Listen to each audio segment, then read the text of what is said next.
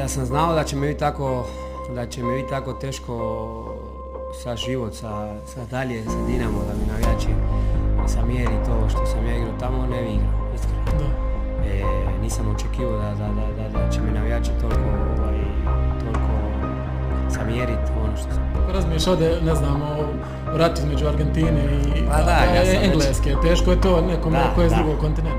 U tom trenutku isto su mi primjeni u Zvezdi su mi primjeni isto nenormalno dobro, pa sam mi tad pitaš jel bi išlo, iskreno ne bi išlo zbog toga jer što živim tu i zbog toga što znam što može biti sa mnom ili sa moj budućnost karijere, na primjer par puta sam imao priliku da idem u Dinamo da se vratim i nisam se vratio zbog toga što sam igrao Zvezdi.